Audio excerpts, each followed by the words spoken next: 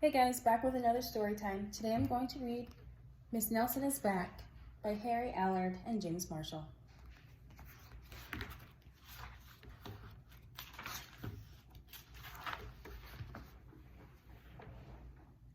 One Friday, Miss Nelson told her class she was going to have her tonsils out. "I'll be away next week," she said, "and I expect you to behave." "Yes, Miss Nelson," said the kids in 207. But at recess, it was another story. "Wow," said the kids. "While Miss Nelson is away, we can really act up." "Not so fast," said a big kid from 309. "Haven't you ever heard of Viola Swamp?" "Who?" said Miss Nelson's kids. Miss Swamp is the meanest substitute in the whole world," said the big kid. "Nobody acts up when she's around." "Ooh," said Miss Nelson's kids. "She's a real witch," said the big kid. "Ooh," said Miss Nelson's kids. "I'll just bet you get the swamp," said the big kid.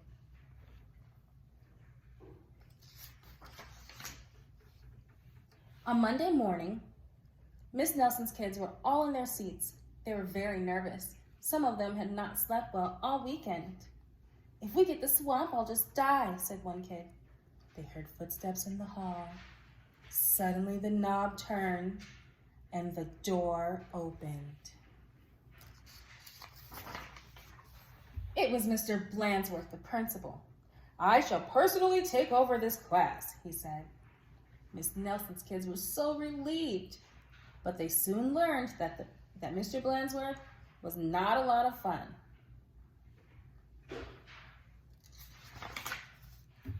All morning, Mr. Blansworth tried to amuse the class with his corny card tricks. "Oh, brother," said the class. That afternoon, Mr. Blansworth showed the class his favorite shadow pictures. "This is kid stuff," said the class. The next day, Mr. Blansworth demonstrated his favorite bird calls. They were not a success. And for 2 days, Mr. Blansworth showed slides of his goldfish Lucille. Miss Nelson's kids had never been so bored. While dusting erasers in the schoolyard, 3 of the ringleaders of 207 discussed the situation. "Something will have to be done," they said. "We must get rid of Blansworth." And they hatched a plot. After school, they painted and borrowed some old clothes. And they practiced some very difficult stunt work in the backyard. The next day, they weren't in class. "That's too bad," said Mr. Blansworth. "They'll miss all the excitement." Mr. Blansworth was about to show the class his collection of ballpoint pens from all over the world when someone came to the door. Slowly the knob turned and the door opened. "Oh, look," said the class. "Miss Nelson is back." A tall and lumpy Miss Nelson tottered into the room. Mr. Blansworth was surprised. "You're back sooner than we expected," he said. The tall and lumpy Miss Nelson didn't speak. Said the kids. "Her throat must still be sore." "Are you sure you're well enough?" said Mr. Blansworth. "She's sure," said the kids. "Well, in that case," said the principal, "I'll be getting back to the office. Nice to have you back, Miss Nelson." And he left the room. "Hot dog," cried the class. "We got rid of Blansworth. Now we can do as we please." And at the stroke of 10, the kids from 207 left the building. No one stopped them. They went straight to the movies where they saw The Monster That Ate Chicago. Twice. "This is really living," they said. Afterward, they went to Lulu's, where they stuffed themselves silly. But soon, they made a serious mistake.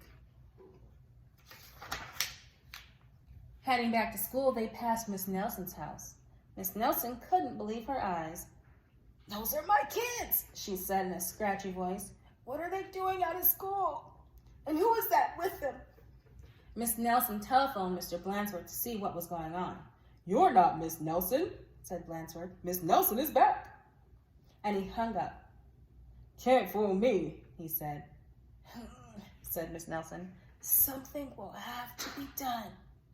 And she went to her closet. Back in 207, Miss Nelson's kids were spending an agreeable afternoon. They were very pleased with themselves. We should do this more often, they said. They did not notice the figure out in the hall. Slowly the knob turned and the door opened. My name is Viola Swamp, said the lady with a scratchy voice. Yipes, cried the kids. The swamp. That's right, said Miss Swamp. And I'm here to whip this class into shape. Get back to those desks on the double. The class did as it was told. The big kid from 309 was certainly right. Miss Swamp was a real witch. She knew how to get results. The class did a whole week's work in no time. We shouldn't have gotten rid of Blandsworth, they said. Pipe down, said the swamp. Or, just then, something under a desk attracted her attention. It was a mask. Aha, said Miss Swamp. So that's your little game. And she tried on the mask just as Mr. Blandsworth stepped into the room. Miss Nelson, said Blandsworth, I'm of the opinion that someone has been impersonating you. Uh-oh, whispered the kids. You don't say, said Miss Swamp. Probably just some kids acting up. I'm sure it won't happen again. And Mr. Blandsworth left.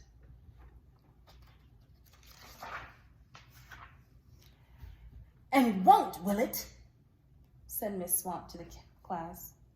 Because the swamp will be watching. A minute later, Miss Nelson appeared. I'm back, she said. Hot dog, cried the kids. Are we glad to see you? Didn't you have fun with Mr. Blandsworth? asked Miss Nelson. Said the kids. They decided not to mention Miss Viola Swamp, but they wondered why Miss Nelson hadn't seen her in the hall. Hope you guys enjoyed that one. See you next time.